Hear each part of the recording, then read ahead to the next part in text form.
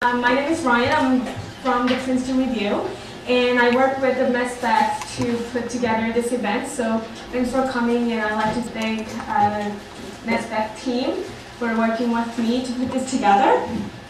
I just have a short announcement to make. You should have a set of materials in front of you.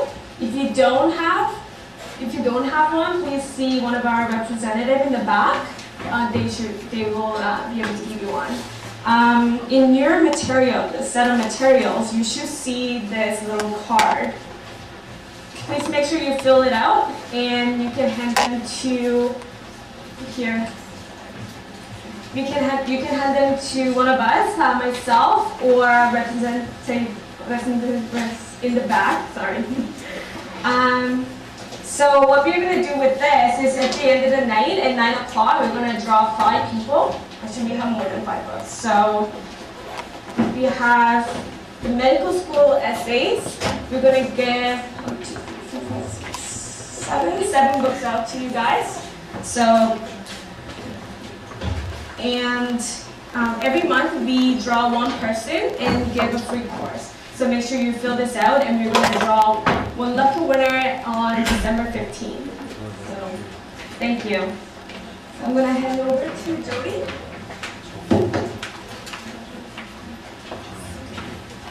Thank you, Ryan. Good evening, everyone. Thank you all for coming out. Welcome to MESPAC's Medical Symposium. We hope that the information you learned tonight in this conference is useful. Just as some background information, in case some of you don't know what MESPAC is, we are a student-run SMU club aimed at fostering support for McGill students with an interest in pursuing careers in healthcare. We have an amazing shadowing program. Currently, applications for the fall 2010 shadowing is closed, but there are spots open for next semester. For more information, you should check out our website. The application process for shadowing is completely automated now. And if you stick around after the symposium, our shadowing coordinators are here and they can answer some of your questions if you have any. So my name is Jody Wong. I'm the VP Communications, and I'll be co-emceeing tonight with Hatef Matagi, who's our VP Publicity. Our first speaker tonight is Linda Chikuda from McGill's Career and Planning Services. Linda has spent over 15 years in the career education and recruiting field and has been with CAP since 2001. Her work focuses primarily on providing students with the necessary tools to help them make their career choices after graduation. And she does this via advising sessions, workshops, and seminars and other events on and off campus, such as the one you're at right now. And within this, Linda and CAPS have helped hundreds of McGill students prepare for medical school. So without further ado, I'm going to hand it over.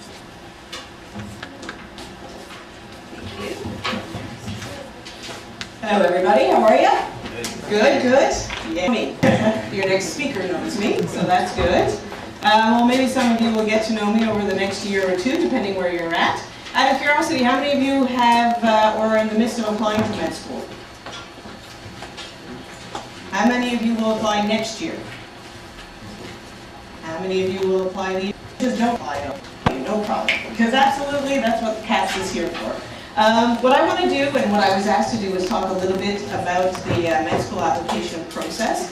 CAPS does have a number of resources available to you, whether it's face-to-face, online, or in our resource center, and I believe in your package is a handout of those resources, so you can refer to them. And our website is also on that same handout, and if by chance you didn't get it, please let the coordinators know, and they'll ensure you get a copy of that soon enough. So I have about 20 minutes to talk to you about personal statements / extracurricular and a little bit about CAPS. What I think you guys should really know is that the application components that you're going to make for med school do vary a little bit depending on schools, but some of the components are really the same. And this is some of them, okay? Of course, you're going to have to include your degree, your major, your transcript, your CGPA, all the nitty-gritty stuff. Now, do you guys know what all these have in common? At the end of the day, you have no control over this. At the end of the day, when you make your application, your CGPA, it is what it is. The degree you chose, it is what it is. The courses you took, they're done, they're in your back pocket. If you have the prereqs for med school, great. If not, you're going to have to take them. Your MCAT scores, You did it, you done it, it's over. You're not going to be able to change it unless, of course, you're going to delay your application and then you're going to write it again. Geographic location, you can't change where you live. So if you're that out-of-province student, it's going to be a little bit tougher to get into that med school you might want to go to. And like I mentioned, also the course requirements. You might have them, you might not. Now the thing that you have control over, which is on the other side, are these three things. Your CV, your personal statement, and your interview. And ultimately, at the end of the day, if you did well with the first side of the board there, your degree and all that, and your CGPA is really good, this is what's going to pull you through to get you into med school. And this is what you have control over, and this is what CAPS can help you with, is putting together an excellent CV, which everybody needs, helping you with your personal statement, and of course, ultimately, not coaching you, but getting you prepared for your interview. Now, I know a lot of people wonder, well, my CV, my extracurriculars, how do I have control over that? Well, for those of you that aren't applying right now, you have a lot of control over it.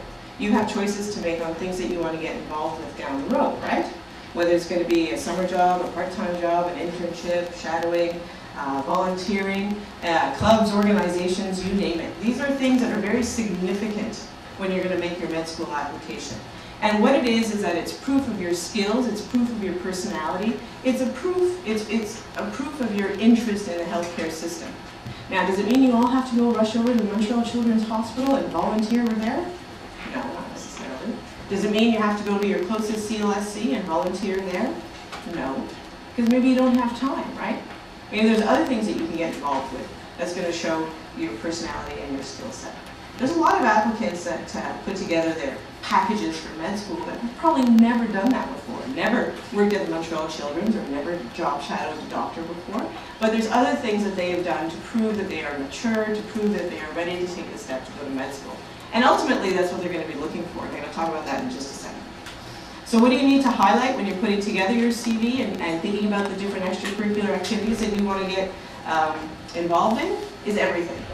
A lot of people are saying, well, when I was back in high school, I did this, I did that, do I need to include it? Well, yeah.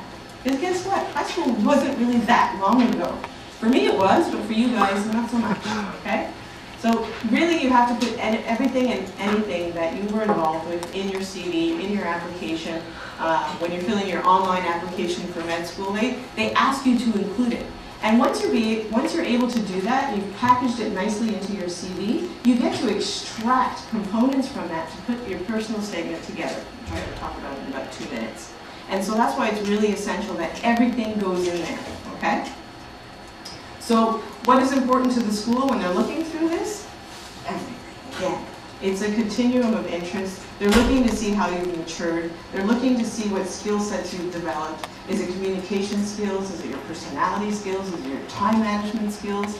It's what have you done? What have you been involved with? And I know a lot of people say, well, I didn't have time to get an internship and build houses in Timbuktu or go to Israel or do this or that. And it's okay, because guess what? You paid your way through university. That's a big skill. Huge.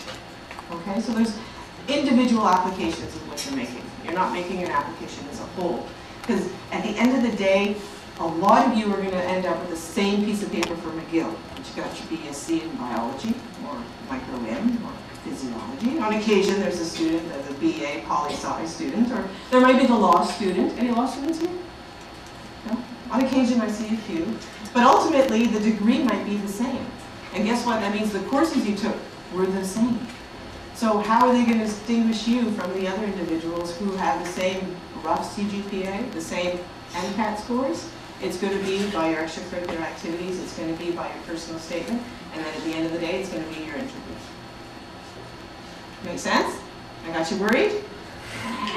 CAPS will help you along the way, not to worry. We don't guarantee you a spot in med school, because that would be crazy, but we can definitely help you.